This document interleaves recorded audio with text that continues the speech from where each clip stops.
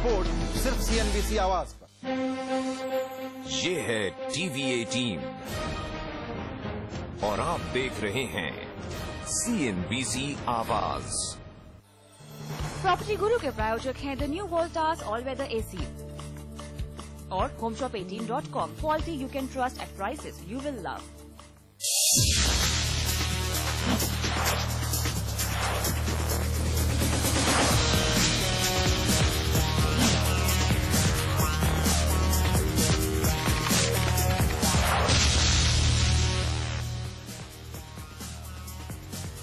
Hello and welcome to property Guru. स्वागत है आपका इस शो में। आपके साथ हमेशा की तरह मैं हूं विपिन भट्ट। प्रॉपर्टी की सभी जरूरी जानकारियों के अलावा हम इस शो में आपको देते हैं आपकी प्रॉपर्टी से जुड़े इन्वेस्टमेंट और लीगल सवालों के जवाब। साथ ही आपको बताते हैं प्रॉपर्टी बाजार का ताजा हाल। तो आइए करते हैं आज के शो की शुरुआत और सबसे पहले देख लेते हैं क्या है आज खास। आज शो में हम आपको बताएंगे देश भर में प्रॉपर्टी किस कीमत पर बिक रही है। लेंगे प्रॉपर्टी निवेश पर हमारे एक्सपर्ट की सलाह और देंगे प्रॉपर्टी से जुड़े आपके कानूनी सवालों के जवाब। तो आइए आज के शो की शुरुआत करते हैं प्रॉपर्टी निवेश से जुड़े आपके सवालों के साथ। और इस पर सलाह देने के लिए आज हमारे साथ स्टूडियो में मौजूद है नाइट फ्रैंक इंडिया के नेशनल डायरेक्टर अमित गोयनका। अमित जी, बहुत स्वागत है आपका प्रॉपर्टी गुरु में। शुक्रिया विपिन। और इससे पहले कि हम सवाल जवाब का सिलसिला शुरू करें, बजट चूंकि आ चुका है उसके संबंध में हम बात करेंगे यहाँ पर अमित से। अमित, बजट में हमने देखा कि एक्साइज ड्यूटी भी बढ़ी और साथ में सर्विस टैक्स भी बढ़ गया, जो कि आजकल प्रॉपर्टी पर सीधा लगता है। तो इन दोनों टैक्सेस के बढ़ने से प्रॉपर्टी बाजार पर या प्राइजेस पे किस तरह का इम्पैक्ट आता हुआ आप देखते हैं? देखिए, ये जो सर्विस टैक्स का इम्पैक्ट है, ये तो जैसे आपने सही बताया, ये डायरेक्ट पास ऑन टैक्स है, तो ये ग्राहकों के ऊपर आता है ये कॉस्ट। तो करीब आधा से 0.6% तक इंक्रीज जो हुई है सबवेंशन के बाद, क्योंकि जो 10 से 12% जो 2% की बढ़त है वो सबवेंशन के बाद इफेक्टिवली आपको करीब 0.6% तक का इम्पैक्ट करती है। और क्योंकि अभी जो नया रेगुलेशन आया था RBI का, जहां पे आपकी स्टैम्प ड्यूटी है, टैक्सेशन है, ये सब आपके ऋण के अमाउंट में नहीं गिनना जाता है, तो ये इफेक्टिवली हर ग्राहक के, हर निवेशक के ये जेब से एक्स्ट्रा पैसा लग रहा है। तो अगर जो छोटे या मध्यम वर्ग के अगर हम घर के ग्राहकों की अगर आप तरफ देखें, तो ये आधा से 1% का भी जो इम्पैक्ट होता है ये काफी मटेरियल होता है, काफी ये चुनौती भरा होता है कि हर क्योंकि वो अपने जेब से लगा रहे हैं, आज लगा रहे हैं वो पैसा। तो डेफिनेटली ये थोड़ा सा सेंटिमेंटल डैमेज है। मटीरियली अगर आप देखें तो हाँ, बड़े शहरों में बहुत ज्यादा इम्पैक्ट शायद नहीं मालूम पड़े, मगर अगर आप लार्जर देश की बात करें तो ये डेफिनेटली एक इम्पोर्टेंट डिसीजन है उनके लिए। ऊपर से एक्साइज ड्यूटी जैसे आपने उसका जिक्र किया, तो डेफिनेटली इनपुट मटेरियल कॉस्ट जो है वो भी बढ़ते ही चला जा रहा है। और क्योंकि इनपुट जो कॉस्ट होता है वो करीब कोई भी प्रोजेक्ट का 40% तक का होता है, और ये भी डेफिनेटली पास ऑन किया जाएगा ग्राहक को, तो इसका इम्पैक्ट भी प्राइसेस पे आएंगे, क्योंकि एक हद के बाद वो मार्जिन अब्जॉर्ब नहीं कर पाएगा। और अभी भी जो मार्जिन्स हैं वो ऑलरेडी डेवलपर्स के प्रेशर में नजर आ रहे हैं। इसके लिए प्राइसेस जो है वो घटाने की, वो कितनी भी चाहे चुनौती हो, मगर वो नहीं घटा पा रहे हैं इस लेवल से। तो इसके लिए ये जो ये दो तरफा जो इंक्रीज हुई है वो डेफिनेटली ग्राहकों के कहीं ना कहीं इम्पैक्ट में तो आएगी ही।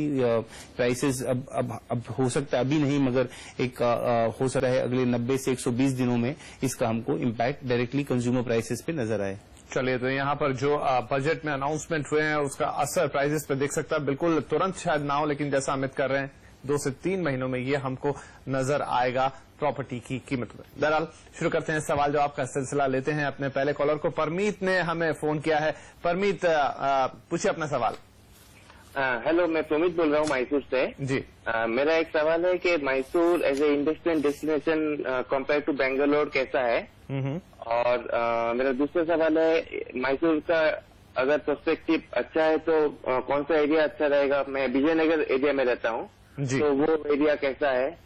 और आप निवेश करना चाहते हैं परमीत, कोई सीमा या कोई बजट आपने तय किया हुआ है? Approximately 30 to 35 lakh. चलिए, 30 से 35 लाख रुपए यहाँ पे आप निवेश करना चाहते हैं। बेंगलुरु और मैसूर में से कोई एक ऑप्शन चुनना चाहते हैं और खुद इस समय मैसूर में रहते हैं, इनके लिए क्या सलाह होगी हमें? देखिए, जो मैसूर का मार्केट है वो कोई बहुत उमड़ता हुआ मार्केट नहीं नजर आता है आज की तारीख में। बीच में जब बैंगलोर मैसूर कॉरिडोर नंदी ग्रुप का बन रहा था तो थोड़ी सी वहां पे उछाल जरूर आई थी, क्योंकि ऐसा लग रहा था बैंगलोर का जो डेवलपमेंट है वो मैसूर की तरफ जाएगा। मगर 2008 के बाद जो धीमापन आया है इकोनॉमी में, या अभी तक जो रिवाइवल हुआ है, उसमें मैसूर का कहीं नाम नहीं उभर कर आता है।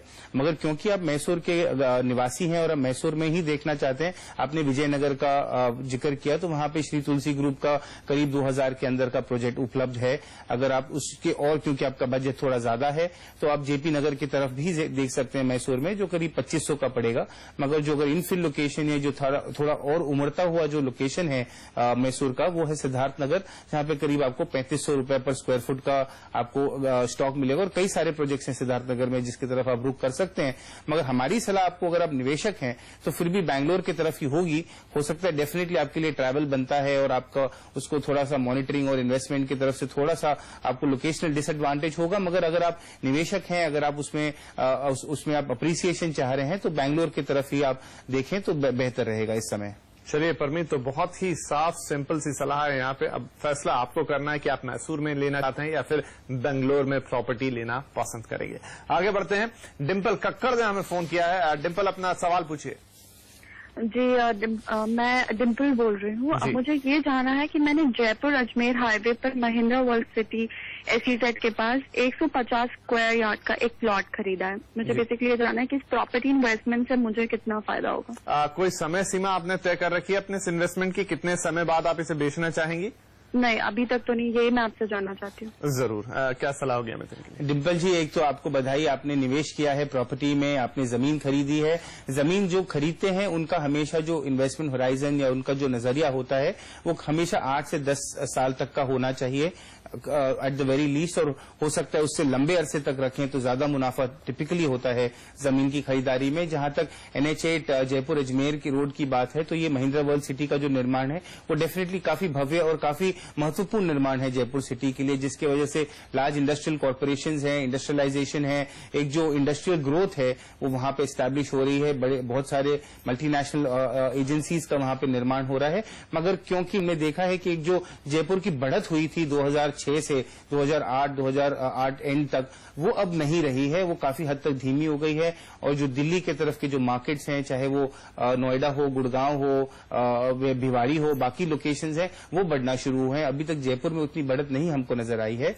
मगर क्योंकि आपने फिर भी एक वर्ल्ड सिटी के पास में निवेश किया है, तो वहां पे आप डेफिनेटली इन्वेस्टेड रह सकते हैं। अगर आपका होराइजन काफी लंबे अरसे तक है, 8-10 साल आप देखते हैं, कई सारे और भव्य टाउनशिप्स हैं उसके आपके आसपास, जिससे आपको प्राइस का और उसकी इंप्रूवमेंट का आपको एक अंदाजा लगेगा। ओमैक्स का है, इमार का है, वाटिका का है, अंसर्स का है। तो कई सारे भव्य टाउनशिप्स उसी रोड पर आए हैं, जिनका रफली जो प्लॉट प्राइस जो पर स्क्वायर यार्ड चल रहा है वो करीब 7,000 से 11,500 रुपए स्क्वायर यार्ड का भाव है। तो आप उससे नजर लगा सकते हैं कि ये जो बढ़त हुई है हार्डली 10 से 15% या 20% तक हुई है पिछले 3 सालों में। तो अभी ये थोड़ा सा फ्लैट रहेगा। अगर आप 8-10 साल रुकें तो डेफिनेटली जैसे लैंड मास एग्जॉस्ट होगी, डेवलपमेंट बढ़ेगा SEZ में, अप्रिसिएशन की गुंजाइश ज्यादा बढ़ेगी। चलिए डिम्पल, तो यहाँ पर आपके लिए जो मेन सलाह, जो मुख्य सलाह वो यही है कि कम से कम 10 साल तक अपने इस प्लॉट को जरूर रखें, तभी आपको बेहतरीन या बहुत अच्छा एप्रिसिएशन मिल सकता है। और इसी के साथ हम सवाल जवाब का सिलसिला यहीं खत्म करते हैं। अमित, आपका बहुत शुक्रिया, आप आए और आपने हमारे दर्शकों के सवालों के जवाब दिए। लेकिन अगर आपके मन में भी प्रॉपर्टी इन्वेस्टमेंट से जुड़े सवाल है तो आप अपने नाम, पते और फोन नंबर के साथ हमें लिखें pg@moneycontrol.com पर, और आगे देंगे आपकी प्रॉपर्टी से जुड़े लीगल सवालों के जवाब लीगल एक्सपर्ट उदय वावीकर के साथ। लेकिन उससे पहले देख लेते हैं कि देश भर में इस वक्त प्रॉपर्टी किस कीमत पर बिक रही है।